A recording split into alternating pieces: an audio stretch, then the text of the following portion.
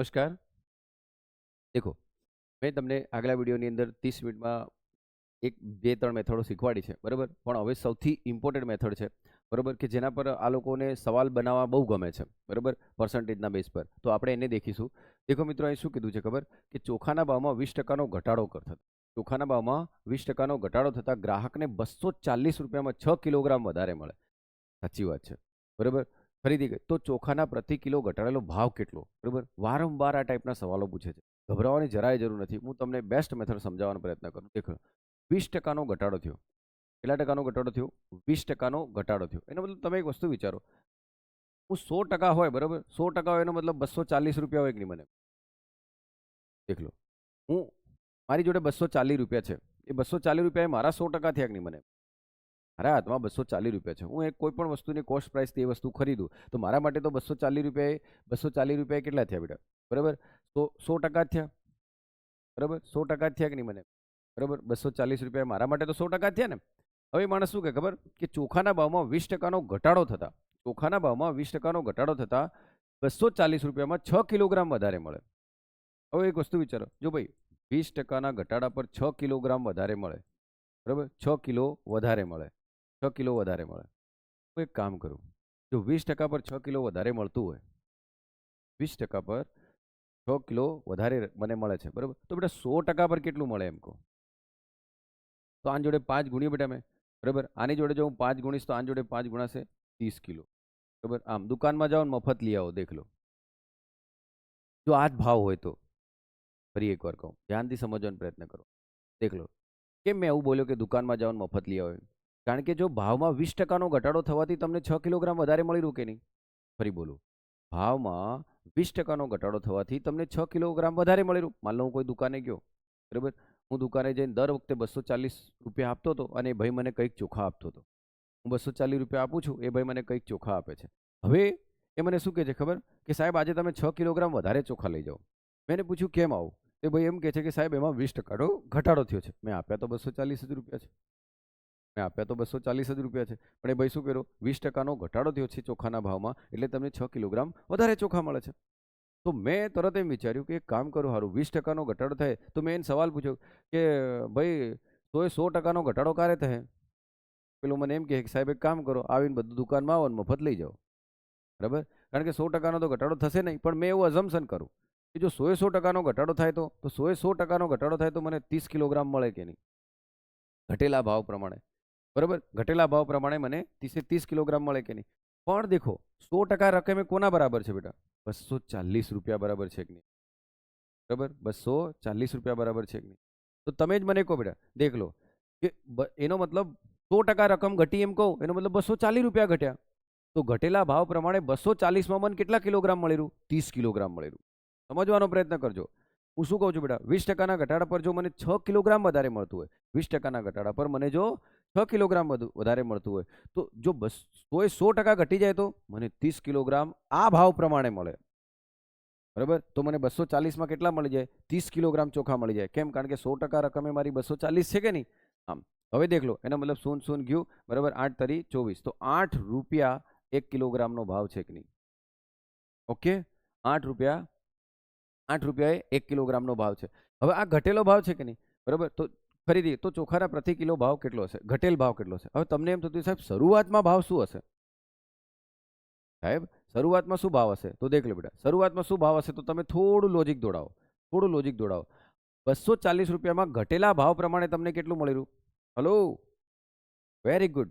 ₹240માં ઘટેલા ભાવ પ્રમાણે તમને કેટલા કિલોગ્રામ મળી રહ્યું? 30.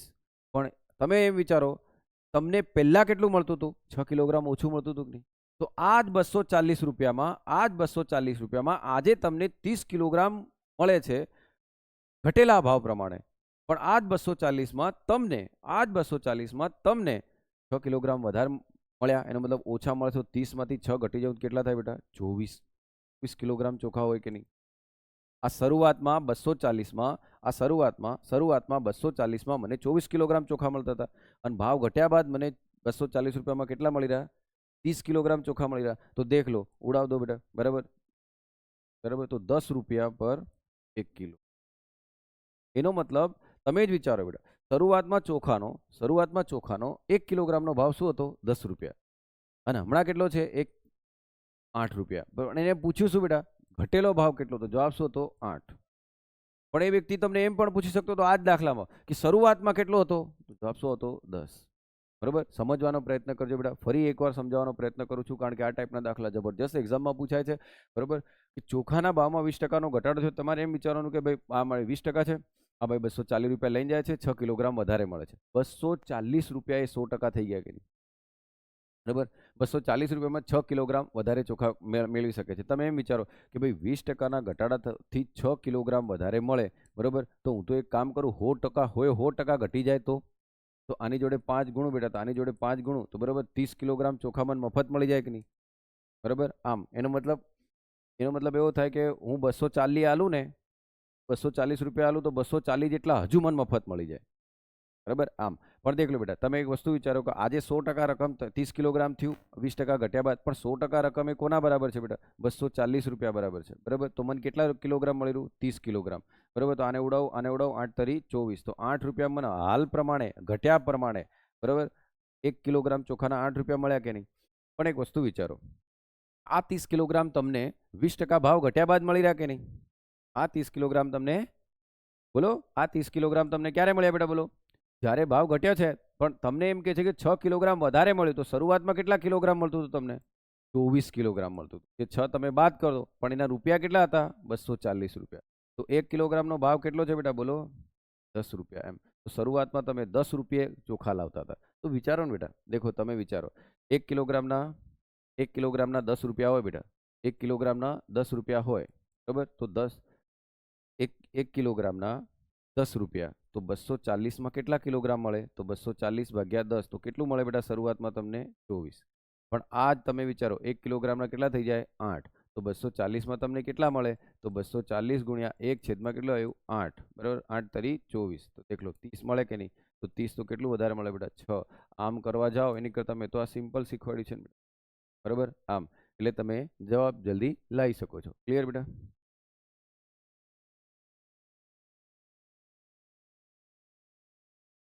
દેખો આ કેટલો સિમ્પલ દાખલો છે. જો બીનો પગાર, દેખો શું કહે છે? જો બીનો પગાર એના પગાર કરતા 25% વધુ છે. બરાબર. હવે તમે જ કહો બેટા, 25% બરાબર શું લખાય? 1/4. બરાબર. એ શું કહે છે કે બીનો પગાર એના પગાર કરતા 25% વધુ છે. બીનો પગાર એના પગાર કરતા 25% વધારે છે. તો કોનો પગાર વધારે છે? બીનો. કોના કરતા? એનો. તો એને મારે સાપેક્ષ લેવું પડે તો 4 અહીં લખું, 5 અહીં લખું કે નહીં? તો આને આમ કહેવાય કે નહીં બેટા 25% વધારે છે. બરાબર. તો બીનો પગાર એ કરતાં 25% વધારે છે. આને આમ બી તો શીખવાડ્યું હતું બેટા કે આ કેટલું છે? 100%. આ કેટલું થઈ જાય બેટા? 125%. બરાબર. એનો મતલબ આપણો છેદ કયો બન્યો બેટા? 4/5. બરાબર. છેદ કયો બન્યો? 4/5. બરાબર. આ કેટલા ટકા વધારે છે? 25%. આ કેટલું છે? 100%. તો આ કેટલું છે? 125%. તો એવું કહેવાય કે નહીં બેટા? 5 એ 4ના 125% છે. 5 એ 4 થી 25% વધારે છે.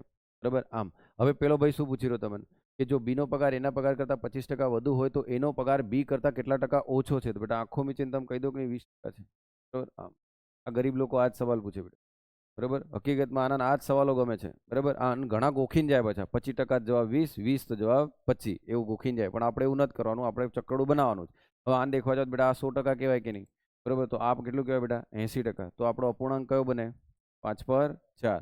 બરાબર. તો આ કેટલું થયું બેટા? બોલો, 20%. તો આ કેટલું કહેવાય? 100%. બરાબર. તો આ કેટલું કહેવાય? 80%. તો તમે બોલી શકો કે નહીં?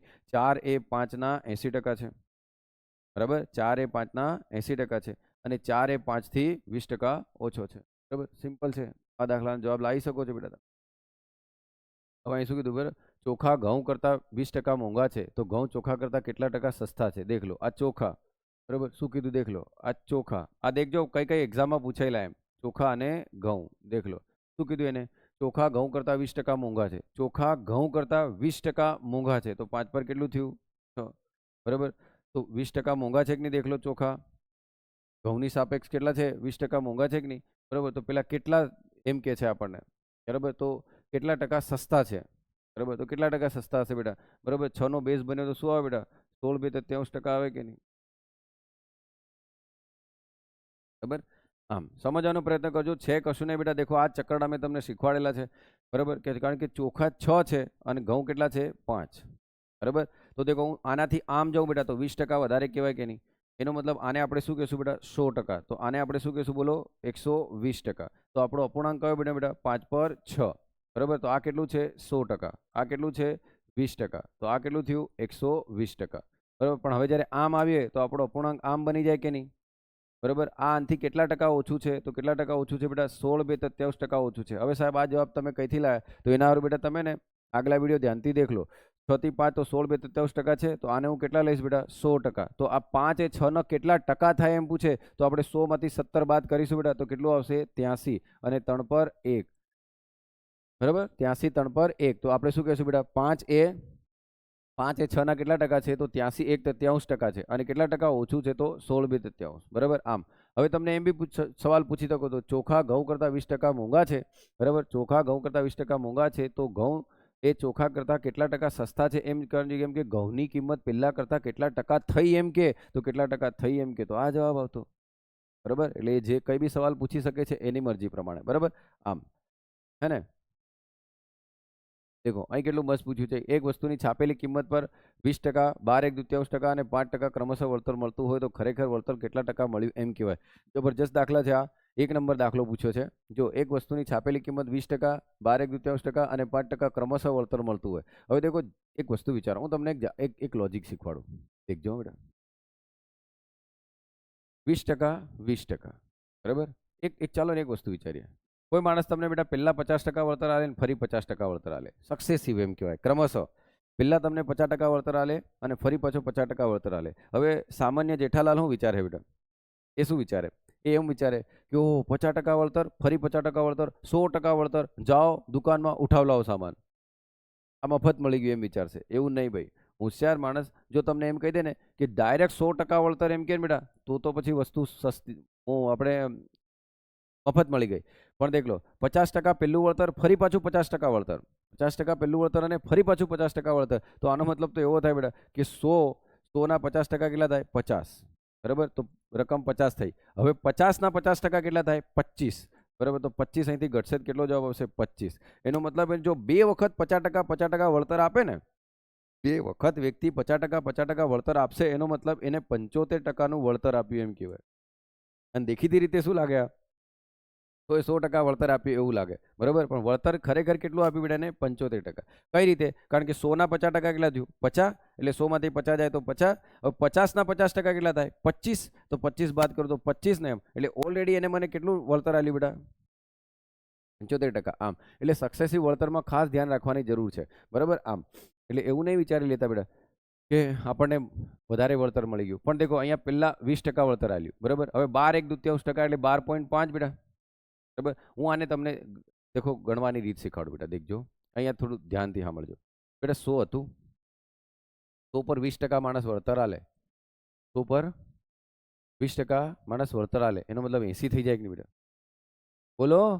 હવે દેખ લો 100 પર 20% વળતર. હવે 12 1/2%, મારો છોરો મને એમ કહો 12 1/2% બરાબર 1/8 થાય કે નહીં? હા કે ના બોલો? 12 1/2% બરાબર શું થાય? 1/8. તો પેલો 8 ના 12 1/2% 1 થાય કે નહીં? પણ આ ભાઈ શું કર્યો ખબર? 12 1/2% વળતર તમારે 8 પર નથી હાલવાનું. હાના પર હાલવાનું? બોલો.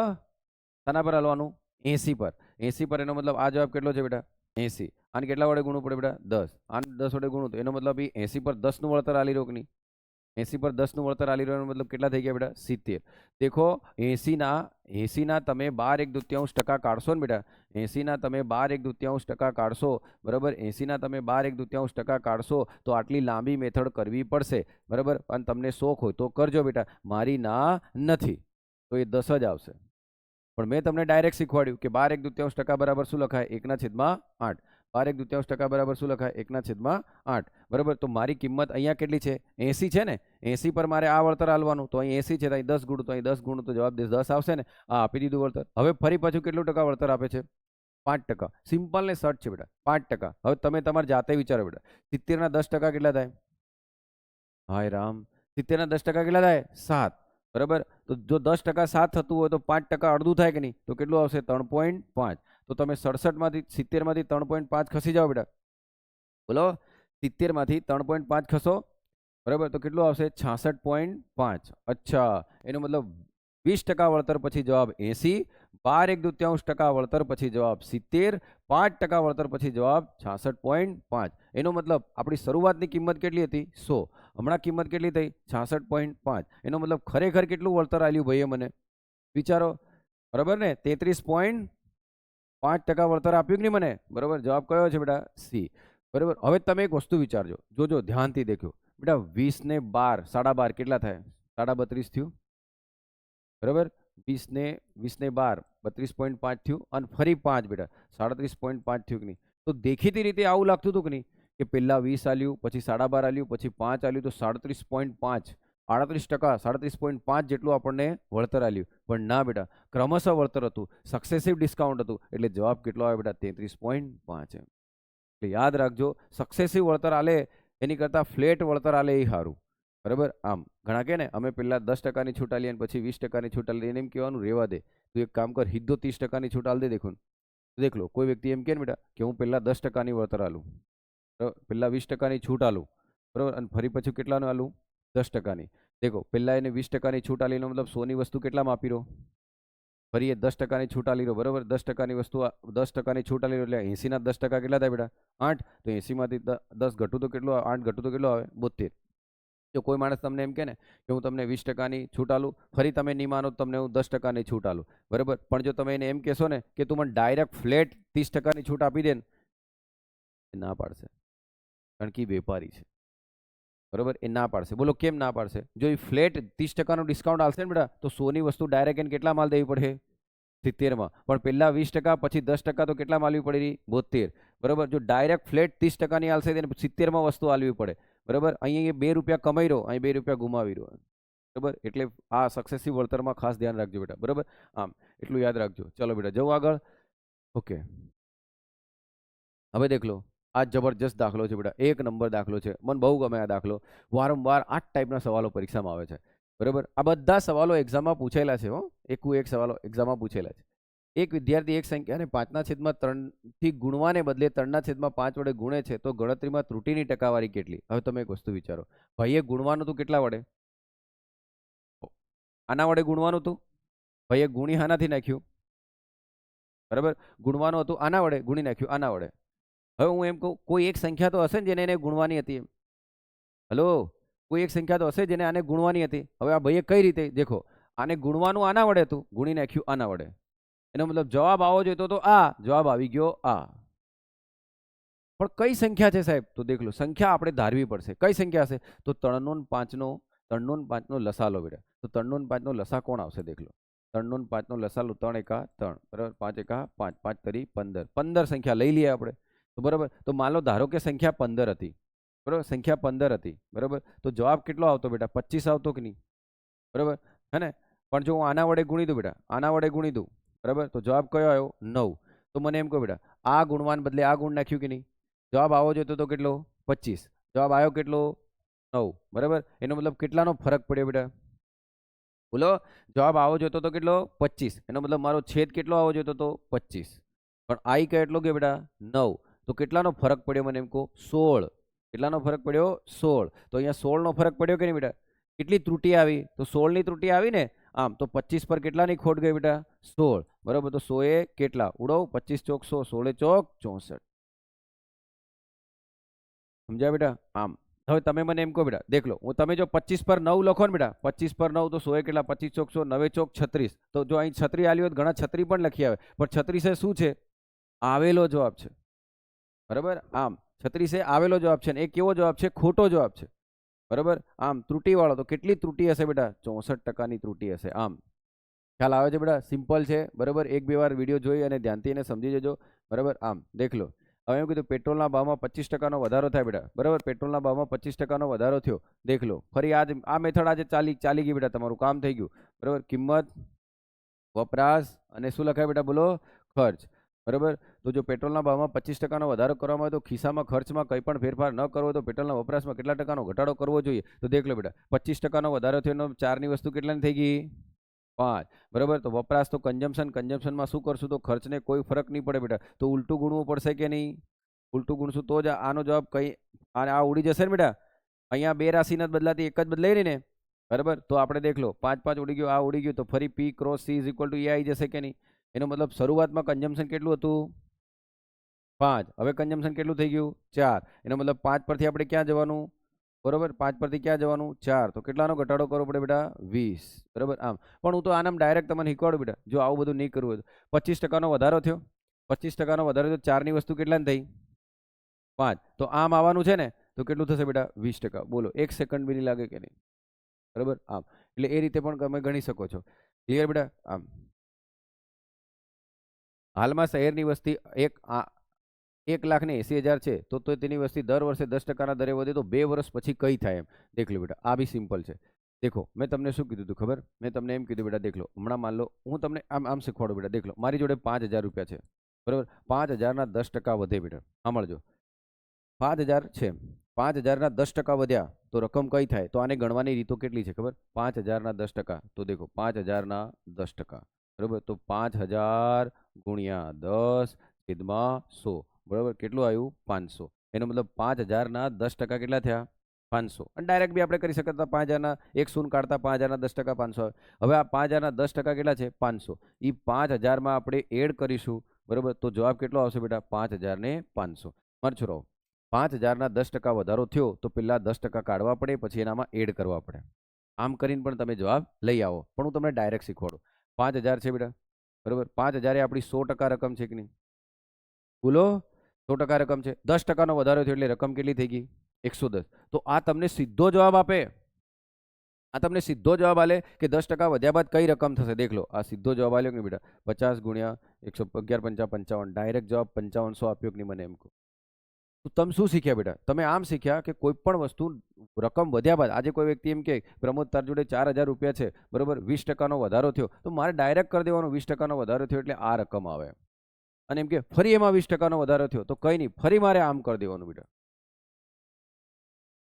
તો તમે સીધા જવાબ સુધી પહોંચી જશો, બરાબર. આમ એટલે એ રીતે કરજો બેટા, બરાબર. હવે દેખો, ફરી એકવાર કહું, જો મારી જોડે 4,000 રૂપિયા છે બેટા, 4,000 પર 20%નો વધારો થયો, બરાબર. તો જવાબ કયો આવે બેટા? તો દેખ લો, 20%નો વધારો થયો, 12 ચોક 48, 4,008 આવ્યો કે નહીં બેટા? મને એમ કહો.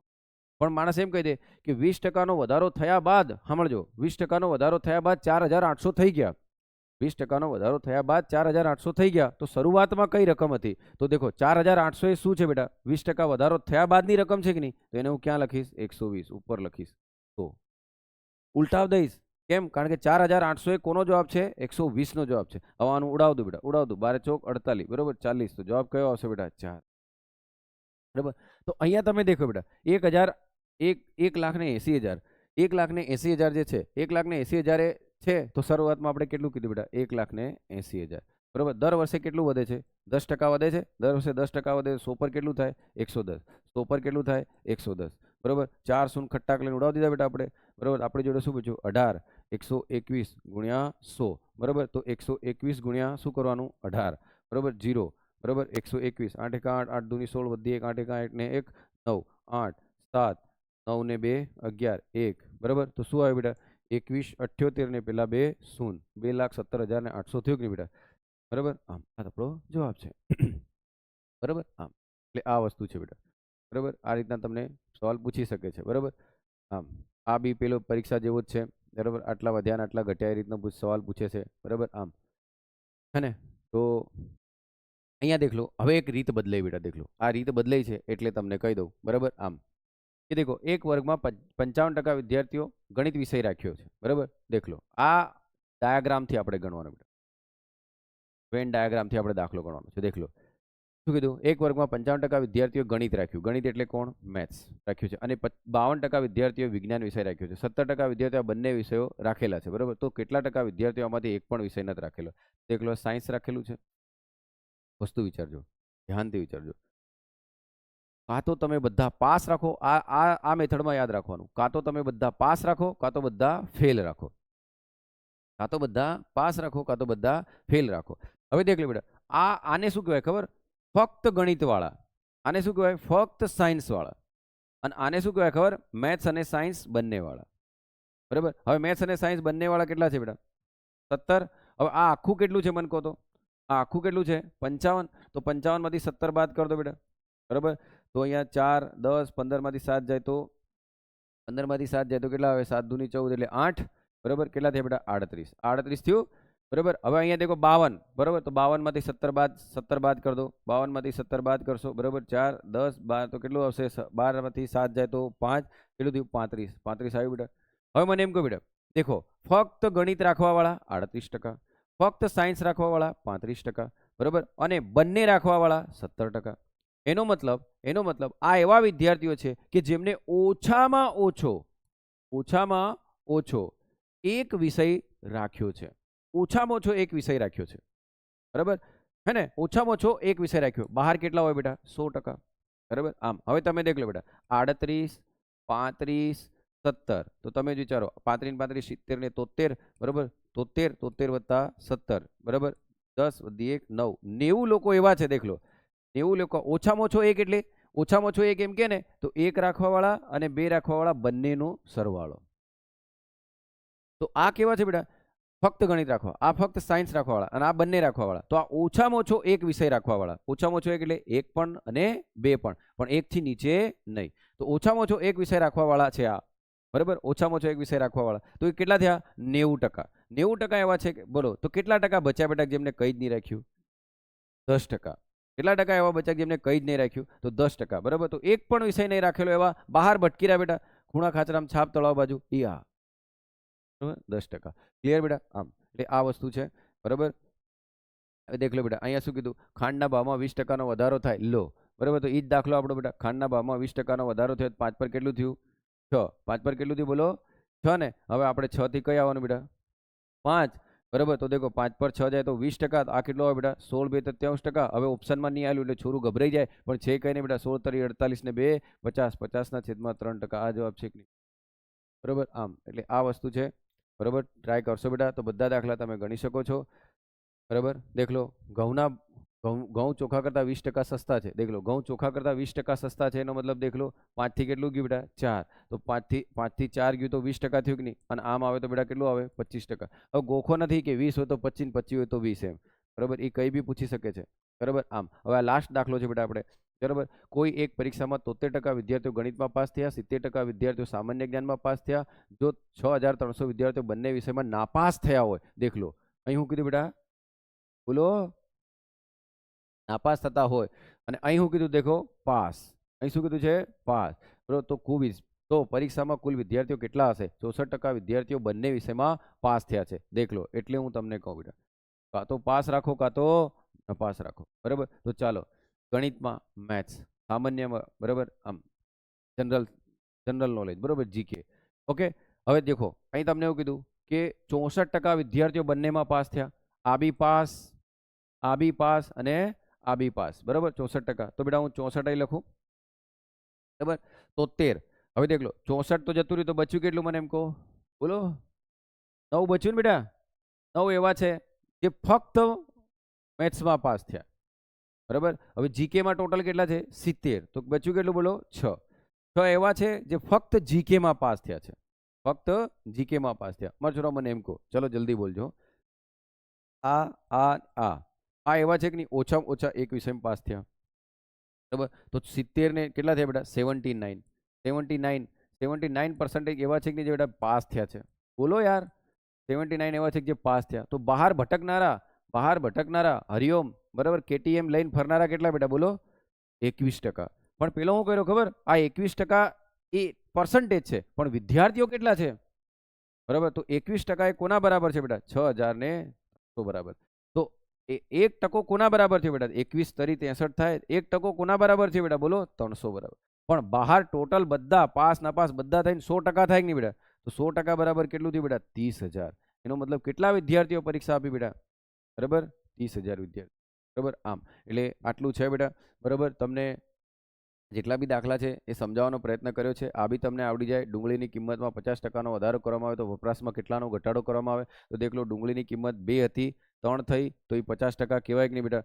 આમ ઘટો તો કેટલી થઈ જાય બેટા? 33 માર્ચ છોરો વિથિન સેકન્ડમાં જવાબ લાવશો કે નહીં એમ કહું? બરાબર. આમ હે ને? તો આ દેખો, આરઆરબી, એનટીપીસી બધી પરીક્ષાઓમાં પૂછેલા દાખલા છે. બરાબર. આમ ઓકે.